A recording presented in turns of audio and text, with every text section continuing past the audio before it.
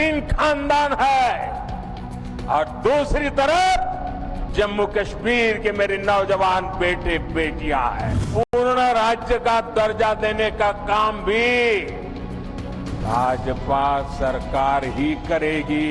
आतंकवाद अब अपनी अंतिम सांसें गिन रहा है। लोगों में एक ऐसा होम मिनिस्टर है कि जो बिना डर के वो जाता है, लेकिन मेरी वो किसको बताऊंगा। 4 जून के बाद पीएम मोदी पहली बार चुनावी रैली में थे।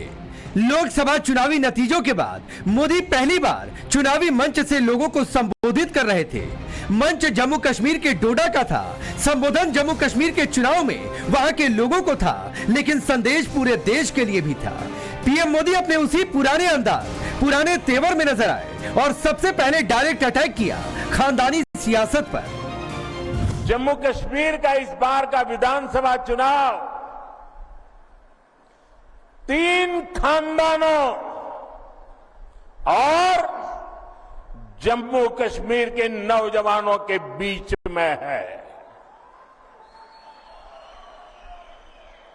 एक तरफ 3 खानदान है और दूसरी तरफ सपने लेकर के निकल पड़े जम्मू कश्मीर के मेरे नौजवान बेटे बेटियां हैं।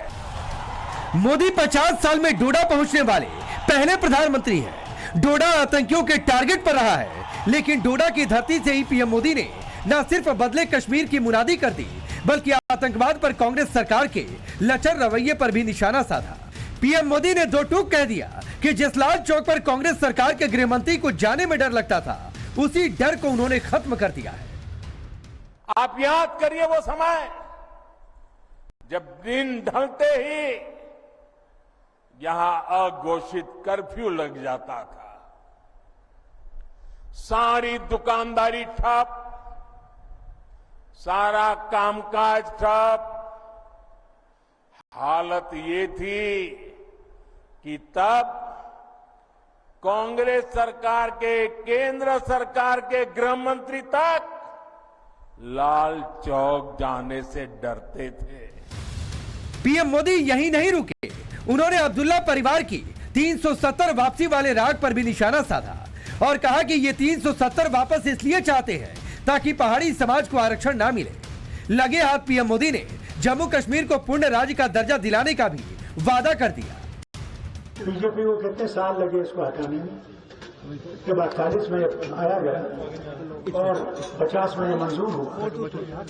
तब से तो ये ख्याल की थे कि कश्मीर की चीज देंगे थे, मगर हमने नहीं माना। अगर इन्हें इतने साल लगे लाने में, इंशाल्लाह हम भी लेंगे इसको।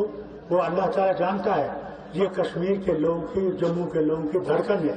370 और 35 से ये आएगा जरूर। जम्मू कश्मीर को पूर्ण राज्य का दर्जा देने का काम भी भाजपा सरकार ही करेगी। लेकिन आपको ऐसे लोगों से सावधान रहना है जो अपने स्वार्थ के लिए आपका अधिकार छीनते रहे हैं। पीएम 4 जून के बाद पीएम मोदी पहली बार चुनावी रैली में थे। लोकसभा चुनावी नतीजों के बाद मोदी पहली बार चुनावी मंच से लोगों को संबोधित कर रहे थे। मंच जम्मू कश्मीर के डोडा का था। संबोधन जम्मू कश्मीर के चुनाव में वहां के लोगों को था, लेकिन संदेश पूरे देश के लिए भी था। पीएम मोदी अपने उसी पुराने अंदाज, पुराने तेवर में नजर आए और सबसे पहले डायरेक्ट अटैक किया खानदानी सियासत पर। जम्मू कश्मीर का इस बार का विधानसभा चुनाव 3 खानदानों और जम्मू कश्मीर के नौजवानों के बीच में है। एक तरफ 3 खानदान है और दूसरी तरफ सपने लेकर के निकल पड़े जम्मू कश्मीर के मेरे नौजवान बेटे बेटियां हैं। मोदी 50 साल में डोडा पहुंचने वाले पहले प्रधानमंत्री हैं। डोडा आतंकियों के टारगेट पर रहा है, लेकिन डोडा की धरती से ही पीएम मोदी ने न सिर्फ बदले कश्मीर की मुनादी कर दी, बल्कि आतंकवाद पर कांग्रेस सरकार के लचर रवैये पर भी निशाना साधा। पीएम मोदी ने दो टूक कह दिया कि जिस लाल चौक पर कांग्रेस सरकार के गृह मंत्री को जाने में डर लगता था, उसी डर को उन्होंने खत्म कर दिया है। आप याद करिए वो समय जब दिन ढलते ही यहां अघोषित कर्फ्यू लग जाता था, सारी दुकानदारी ठप, सारा कामकाज ठप। हालत ये थी कि तब कांग्रेस सरकार के, केंद्र सरकार के गृह मंत्री तक लाल चौक जाने से डरते थे। पीएम मोदी यही नहीं रुके, उन्होंने अब्दुल्ला परिवार की 370 वापसी वाले राग पर भी निशाना साधा और कहा कि ये 370 वापस इसलिए चाहते हैं ताकि पहाड़ी समाज को आरक्षण ना मिले। लगे हाथ पीएम मोदी ने जम्मू कश्मीर को पूर्ण राज्य का दर्जा दिलाने का भी वादा कर दिया। बीजेपी को कितने साल लगे इसको हटाने में, जब 48 में आया गया और 50 में मंजूर हुआ, तब से तो ये ख्याल की थे कि कश्मीर की चीज देंगे, मगर हमने नहीं माना।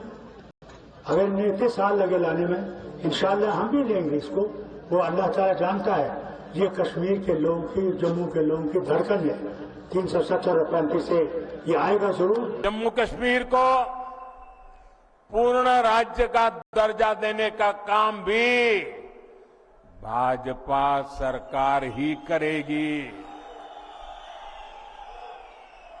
लेकिन आपको ऐसे लोगों से सावधान रहना है जो अपने स्वार्थ के लिए आपका अधिकार छीनते रहे हैं।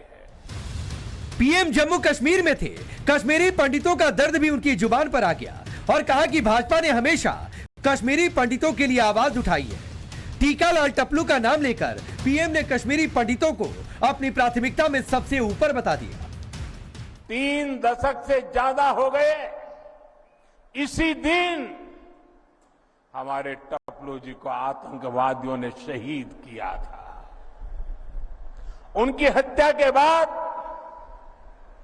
कश्मीरी पंडितों के साथ अत्याचार का एक अंतहीन सिलसिला चला। ये भाजपा है जिसने कश्मीरी पंडितों की आवाज उठाई, उनके हित में काम किया।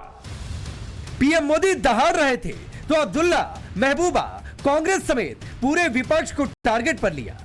पीएम ने पहले कांग्रेस अध्यक्ष खड़गे के बयान पर निशाना साधा और कहा कि ये काम करने के लिए नहीं, नेताओं को जेल भेजने के लिए सरकार बनाना चाहते हैं। पीएम ने विपक्षी नेताओं के संविधान की प्रति लहराने पर भी निशाना साधा और कहा कि संविधान की किताब दिखाकर इनके काले कारनामे नहीं छिपने वाले। तो कांग्रेस की सोच क्या है, उनकी नीयत क्या है, ये उनके अध्यक्ष की बातों से भी साफ हो जाता है।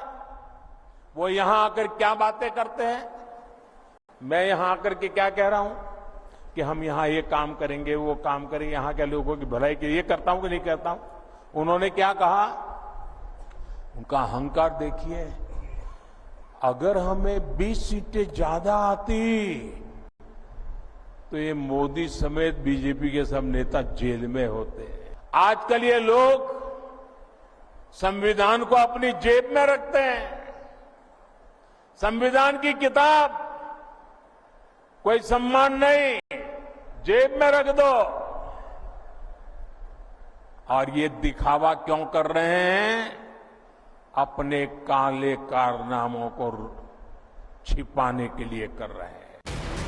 पीएम ने कश्मीर में बंद हुई पत्थरबाजी, कम हुई आतंकी घटनाओं और पिछले कुछ समय में हुए लोकल इलेक्शंस का जिक्र कर ये जता दिया कि बीजेपी हिंदुस्तान के मुकुट जम्मू कश्मीर को लेकर कितनी गंभीर है। एक और पीएम पूर्ण राज्य के दर्जे की बात कर रहे हैं तो अब्दुल्ला मुफ्ती परिवार 370 वापसी के नाम पर भड़का रहा है। एक और मोदी बंद हुई पत्थरबाजी का जिक्र कर रहे हैं तो दूसरी ओर अब्दुल्ला मुफ्ती परिवार युवाओं के साथ अन्याय की बात कर रहा है। पीएम मोदी का फॉर्मूला है घाटी के यूथ से बीजेपी के बूथ को मजबूत करने का और अब्दुल्ला मुफ्ती परिवार का फॉर्मूला है 370 के बहाने यूथ को बरगलाने और उलझाए रखने का। Bureau report, times now Bharat.